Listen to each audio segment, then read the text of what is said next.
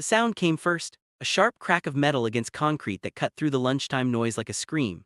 For one split second the entire cafeteria froze. Then came the laughter, loud, cruel, unchecked. And right there in the middle of it all sat a 15-year-old girl motionless, her hands gripping empty air where her wheelchair should have been, her eyes locked on the twisted frame lying useless on the floor.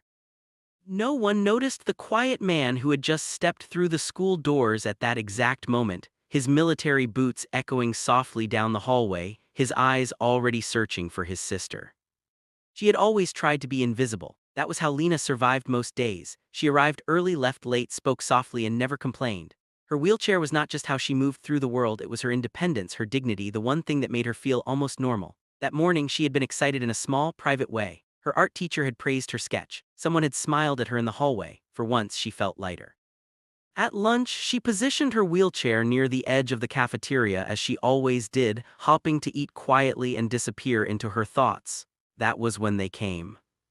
Three students, older, louder, confident in the way cruelty often is. It started with whispers, then mocking voices, then one of them kicked the wheel as he walked past. Lena flinched but said nothing. She stared at her tray, willing them to lose interest. They didn't. One grabbed the handle of her chair and spun it slightly, making others laugh. Another bent down and spoke slowly, exaggerated, as if talking to a child. Her face burned. She tried to push herself away, but before she could, there was that sound, the crack. The wheelchair tipped. Metal bent. Lena fell sideways, hitting the floor hard enough to knock the breath from her lungs. Her tray spilled. Food scattered. Silence fell for a heartbeat, then the laughter exploded. Teachers rushed in late. Students watched, some shocked, some recording, most unsure what to do. Lena lay there, staring at the ceiling, fighting tears that refused to stay back. Someone helped her sit up. Someone else dragged the ruined wheelchair aside. A teacher scolded the bullies, but the words felt empty. Apologies were demanded, but they sounded forced. What hurt more than her scraped arm was the realization settling deep in her chest. She couldn't move, she was stuck, completely dependent, again. As the bell rang, chaos followed. Lena was taken to the nurse's office, calls were made, papers were filled out, promises were spoken, but none of it changed the fact that her wheelchair was destroyed and the school didn't have a replacement. She sat on the examination bed, staring at her hands, shaking not from pain but from humiliation. She didn't cry when the nurse asked if she was okay. She didn't cry when the vice principal apologized. She only cried when she saw the text on her phone from a name she hadn't seen in months. "I'm on my way." The hallway felt different when he entered. No one noticed him at first. He wasn't loud. He didn't need to be. His posture said enough. Years of discipline, of control, of standing in places where chaos ruled had shaped him into someone who didn't rush. Staff members glanced at him, confused, as he showed his ID and calmly asked for his sister. His jaw tightened when he heard what had happened, not in anger, in something colder, something steadier. When Lena saw him step into the nurse's office, she broke. All the strength she had borrowed from silence vanished. He crossed the room in 3 steps and knelt in front of her, his hands gentle, his voice low. "I'm here," he said, just that. She buried her face against his shoulder and sobbed, the kind of cry that comes from holding everything in for too long. He didn't rush her. He didn't speak again until she was ready. Then he stood.